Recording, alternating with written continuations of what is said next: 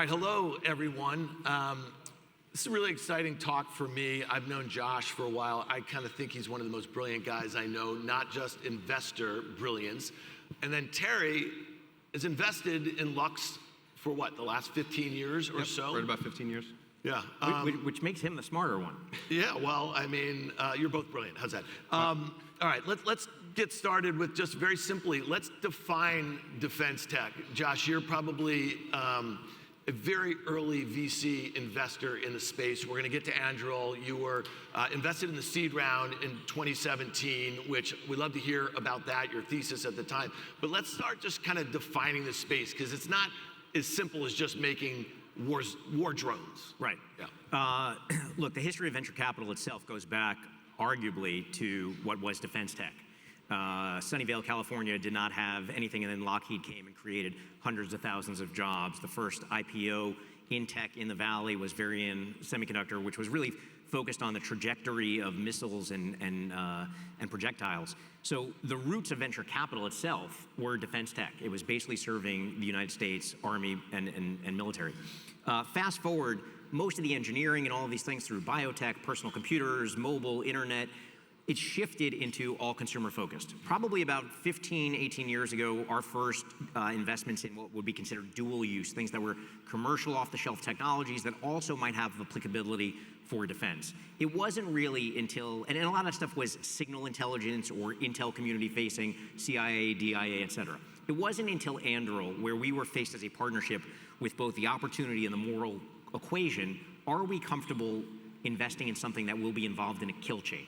That you're putting money behind something that will actually cause somebody to die. And that was a very complicated decision to make.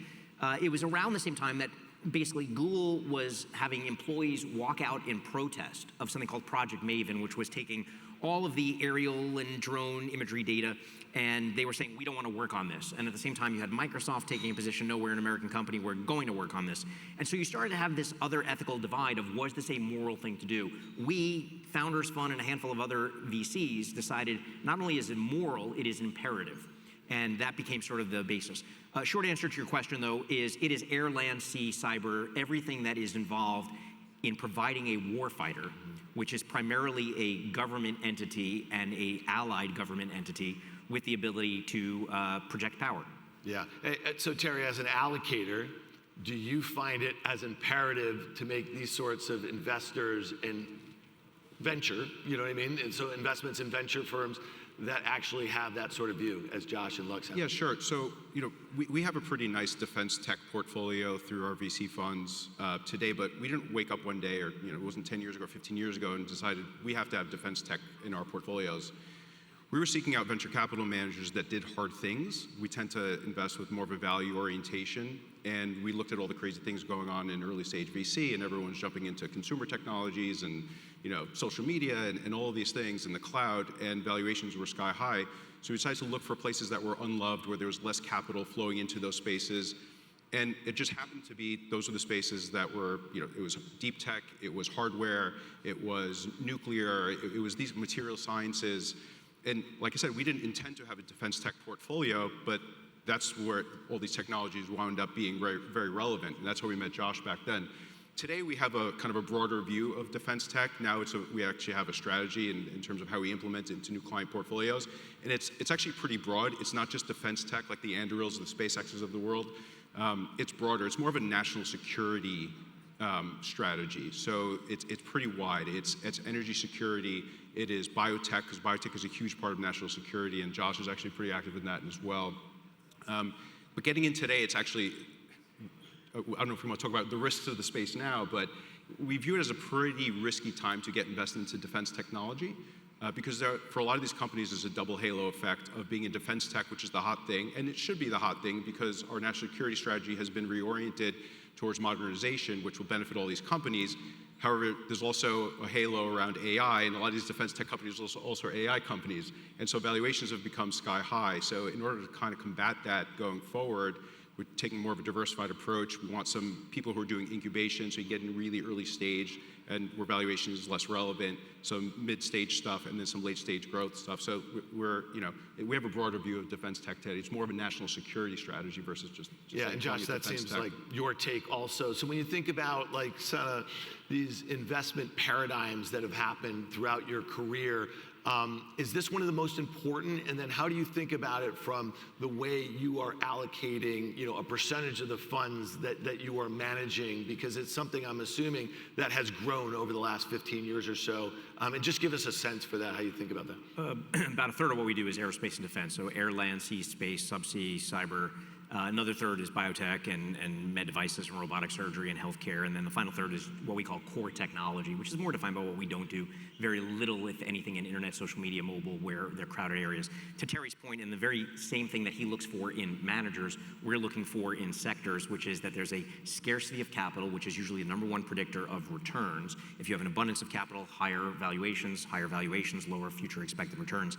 So at the time when we were all investing early in defense tech, going back 7, 8, 9 years, there wasn't a lot of capital. There was us and maybe 3 firms. Now there are dedicated pools of capital that are forming. And so this is an interesting thing because there is, in sort of a dialectical way, both a clear fundamental case for defense, and that is the fact that we saw a sovereign invade another sovereign 3.5 years ago.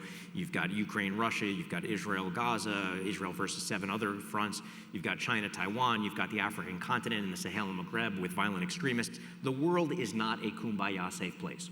And you need good people with better technologies willing to effectively commit violence to protect democracy, freedom, the ideals and values that we have against bad people that ideally have inferior technology. And that really is the nature of humanity and warfare. It would be great if it wasn't, but there is a constant arms race between offense, defense, counter-offense, et cetera, in every domain.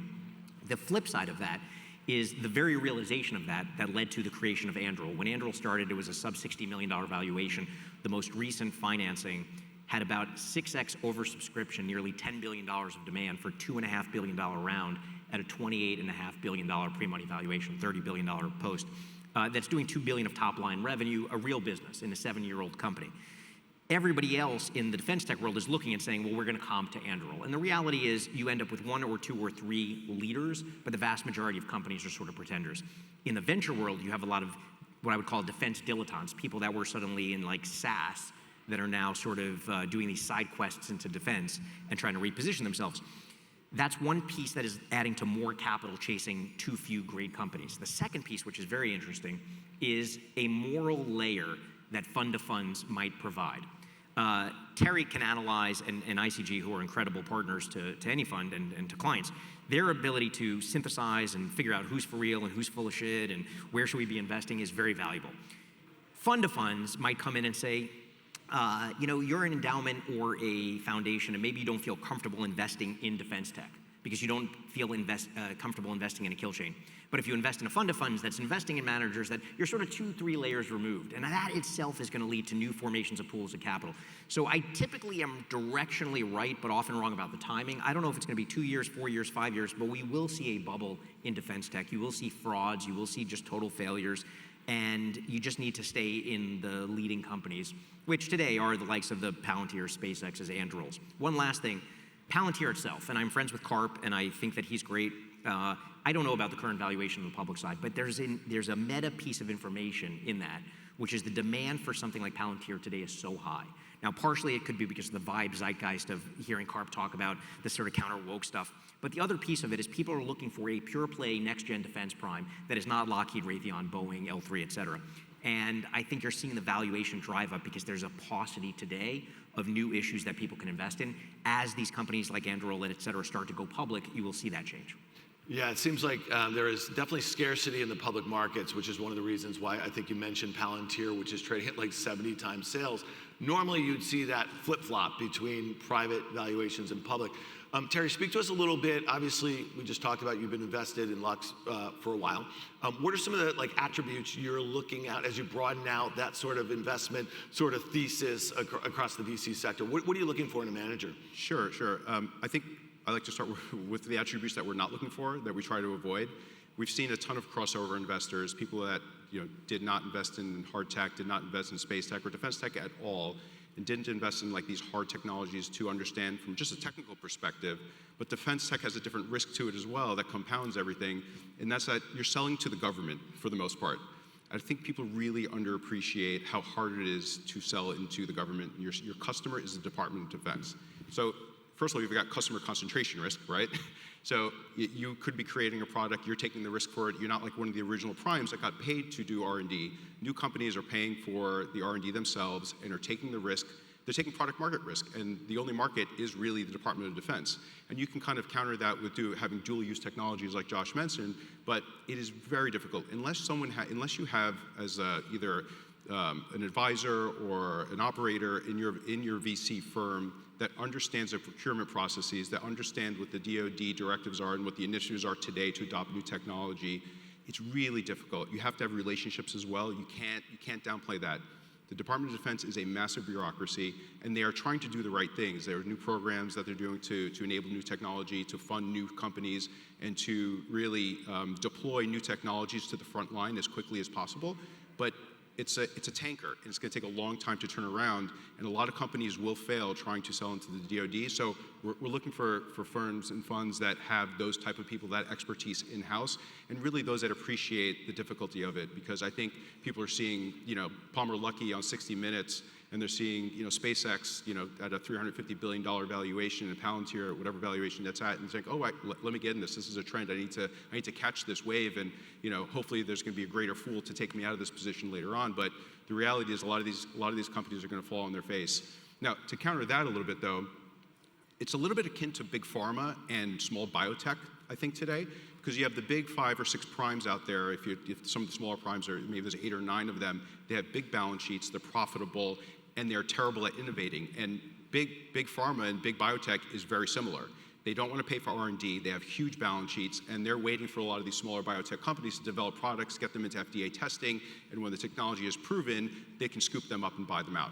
So I think there will be some of that, and that will be a saving grace for some of these defense tech companies that are out there and the VCs that are invested with them. But we're proceeding with caution, and you have to have the right attributes and really appreciate the risk.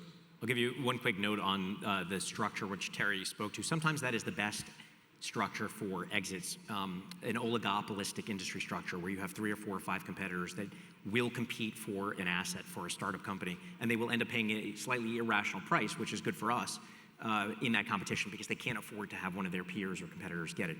What's very interesting is you go back 6 years ago, Peter Thiel and I, Reagan National Defense Forum, we're talking, it's the first time talking about defense tech. It's the first time that Palmer shows up here. Palmer is in his, if you know him, his classic Hawaiian shirt, his cargo pants, his flip-flops, and people are basically laughing at him. And they're passing around images of him in his cosplay stuff, and they're not taking him seriously. And what ensues over the next few years is literally like the Gandhi quote. First they laugh at you, then they fight you, then they join you, then you win. My guess is between 2 and 5% of the people that were actually there at the Reagan National Defense Forum have since applied for a job at Anduril, seeing its trajectory and success.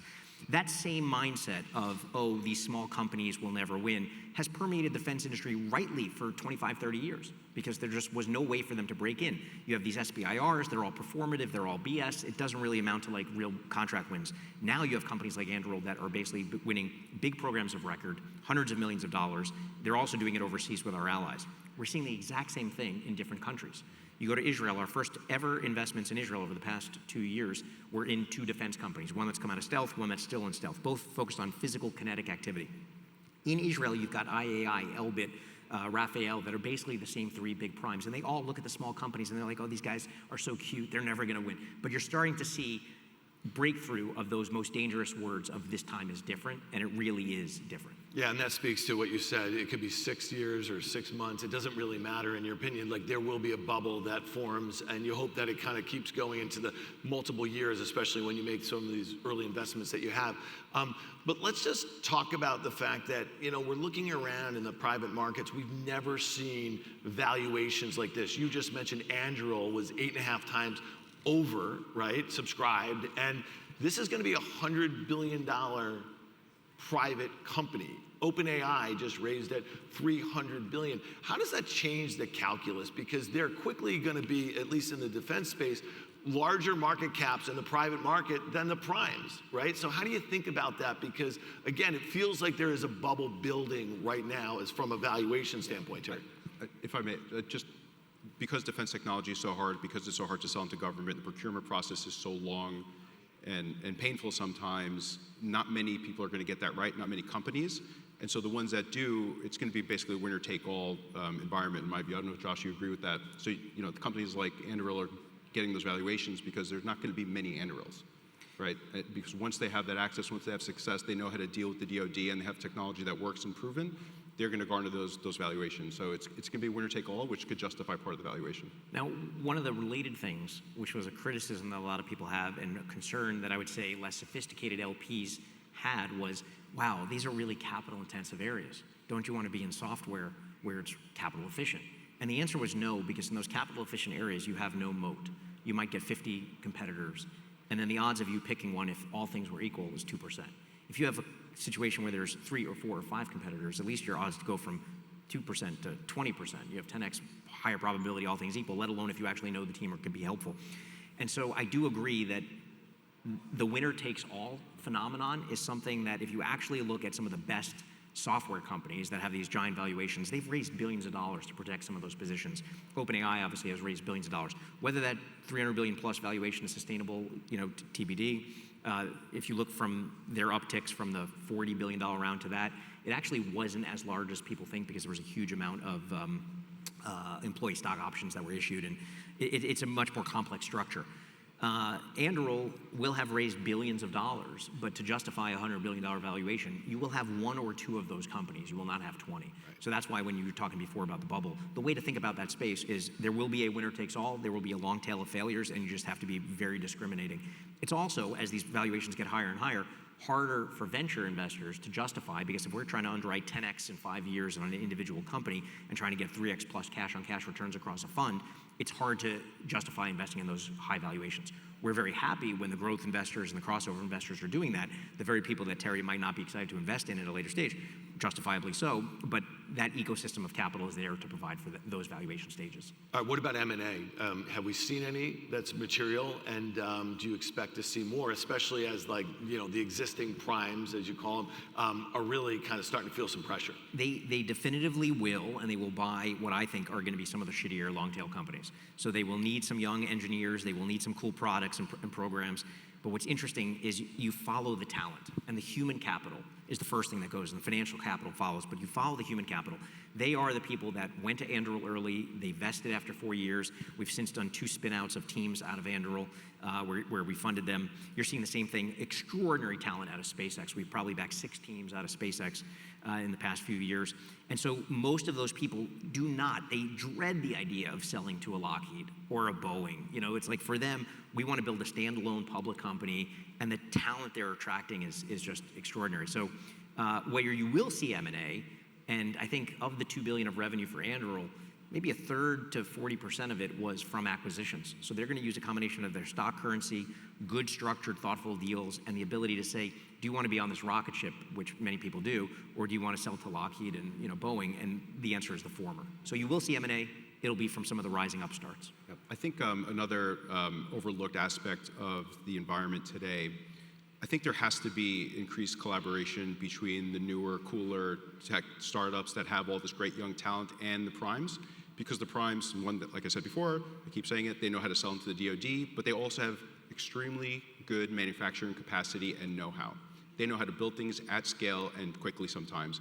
And with companies like Anduril and others, when the Defense Department adopts it, they'll adopt it in a big way, and they're going to have to deploy it eventually or build their stocks in a very big way. And they don't have young defense tech startups don't have the capacity to do that. So I foresee a lot of partnerships between the primes and these newer companies. So you can bring the new technology and you can combine it with the manufacturing capacity. So I think it's going to be a thing we'll see more and more of in the future. That is, by the way, another big segment of defense tech, which is the reindustrialization of the defense base. A lot of people are looking at.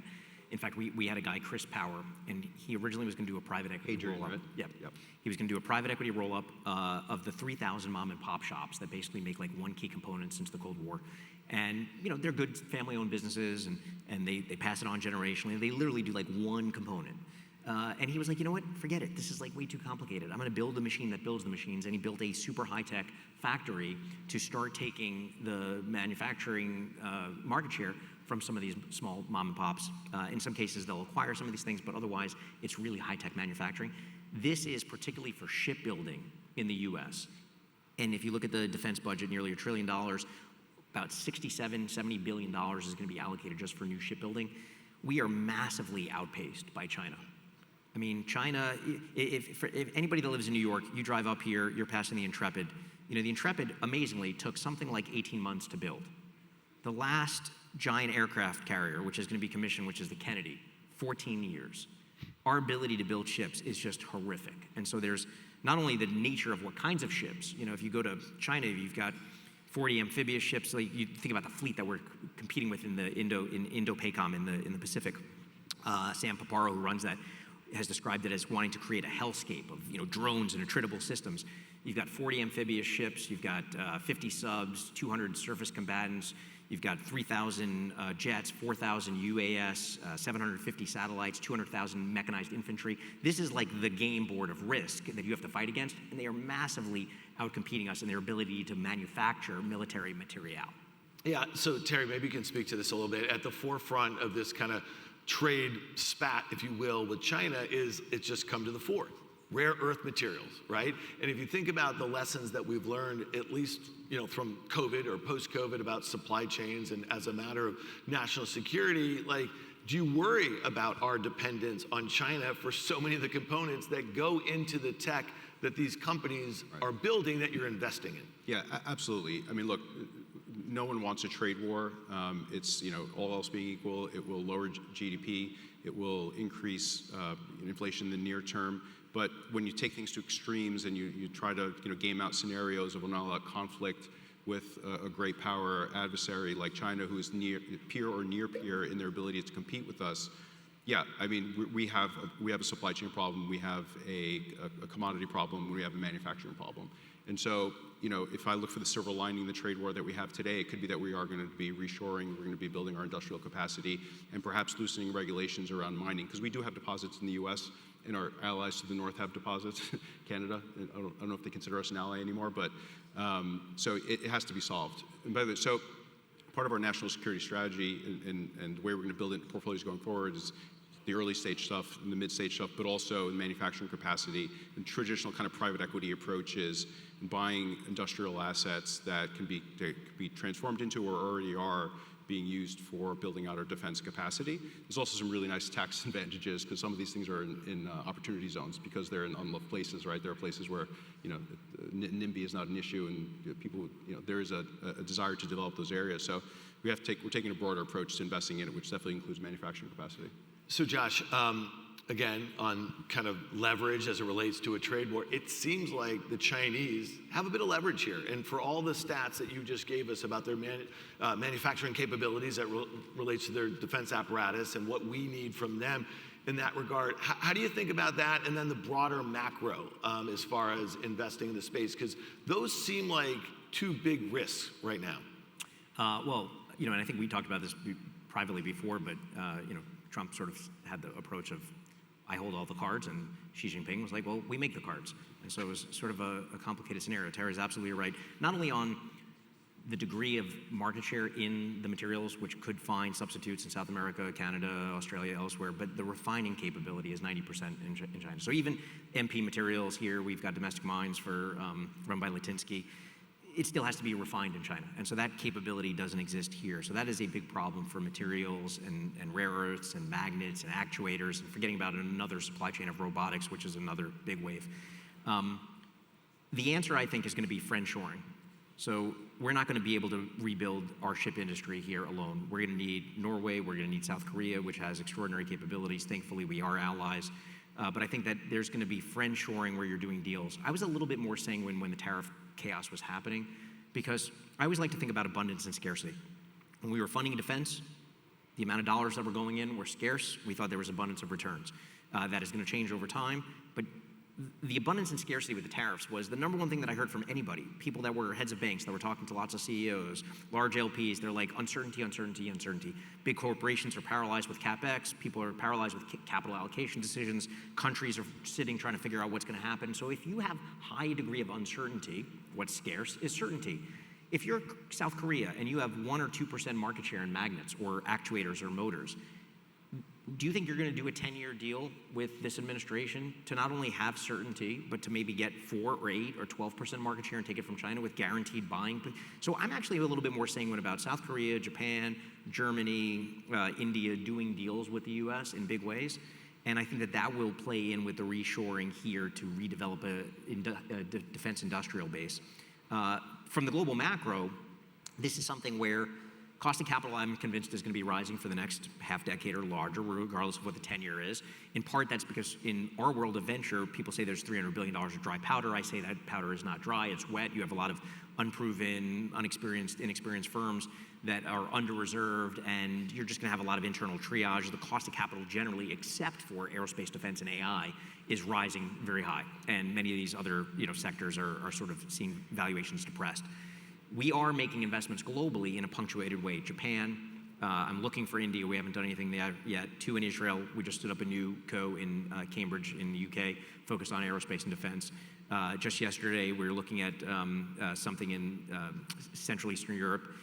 So there's pockets of incredible technical talent that you will see punctuated investments made. And I think that's part of this sort of global defense ecosystem that we're very bullish on. Yeah, Terry, I was going to go there. So geographic, like opportunities outside of the U.S., is that something that as an allocator you're focused on, just going to broaden out the thesis? And I'm suspecting the valuations are a bit more reasonable outside the U.S. Well, not in the public markets. If you've taken a look at European defense tech companies, valuations have skyrocketed very recently as a result of Trump forcing our European partners to spend more on defense and their realization that the U.S. may not be there to back them up in a conflict with Russia, so they're building out their own defense capabilities, which is great. Another silver lining in this kind of chaos that we've seen during the Trump administration. But we're not focusing on the public markets. We're focusing more on middle market private equity, defense companies, and some earlier stage. The problem is the market is thin. There are not many VCs out there focused on it. So if you can find a good one, you should really hang on to them. But going back to the macro for a second, the macro is ultimately important, and it's gonna lead to success and failure of a lot of defense tech companies because the DoD has a budget, and the budget is set by Congress. And Congress's ability to spend and desire to spend on new innovations and technologies is going to be based on the government's cost of capital. The worse our fiscal situation gets in the U.S., and if interest rates continue to rise, there'll be a squeeze on the purse, and defense budgets may not grow as fast as we'd like them to, and there may not be as much capital allocated to bringing on new technologies and procuring new technologies. So the macro is ultimately incredibly important for defense tech success. I'll give 3 quick areas that I think people should be focusing on, which I think are going to be interesting over the next decade in the global macro as it relates to defense tech. One is IMEC, or I2U2. This corridor from India to UAE, through Saudi to Israel, up to Europe. There's going to be an enormous amount of infrastructure, telecommunications, military, defense, shipping, manufacturing through that corridor as a counter Belt and Road initiative amongst those countries for China and Russia in particular. So there's going to be a lot of investment. Some of it will be venture for tech, some of it will be hardcore private equity and infrastructure, but that's an area to watch because there is a big global geopolitical demand to counter China and Russia Belt and Road initiative across Northern Europe through this IMEC or I2U2, which stands for Israel, India, US, and UAE. Second domain, if I was SecDef or Secretary of State for the day, there would be 2 declarations that I would do. The first is a new Monroe Doctrine shoring up North America, Central America, South America. We've had way too much CCP infiltration into places that we basically treat as countries that we import coffee and go on vacation. Everywhere from Honduras to Nicaragua, which is very bad, Jamaica, Costa Rica, places in some cases that don't even have standing armies. It's a big national risk, and we should be spending a lot of time and money there. The second thing, which I think is not on people's radar, and I've probably been talking about for about 8 years, documenting a lot of the news and the tidbits on this, is the Sahel and Maghreb in Africa. You have Russian mercenaries coming in, Wagner Group, you have China infrastructure propping up dictators, and then you have violent extremists that are coming from Afghanistan, Syria, Iraq, that are Islamists who I think you are one terror event away being projected into Europe from that entire region becoming our next Afghanistan. it will end up being, sadly or positively, a bullish thing for European defense and for US defense. But I think that those three regions are ones of opportunity and chaos that are coming. So Terry, just to finish out here, what would you leave some of the allocators here as kind of a thought that you've learned over the process? You seem to be an early investor and investors in the space. Just give us a sense of kind of where you are right now. So 15 years ago, like I said before, we were looking for people doing hard things because hard things had lower valuations associated with them. The hard things today, we think, are probably quantum, directed energy, basically quantum and directed energy are some of the things we're focused on right now, and I think Josh has some views on that. Also energy. Energy independence, nuclear fusion is an exciting area that it's hard to do, it's expensive to do, and there are fewer dollars chasing it, so we're excited about those spots. All right, we could have gone on for a while here, but I really appreciate Josh, Terry, great conversation, and Josh has been on a few podcasts, mine in particular. Go check out more of what he's got to say because I think he could do more than 30 minutes. Terry, thanks so much. Thank you.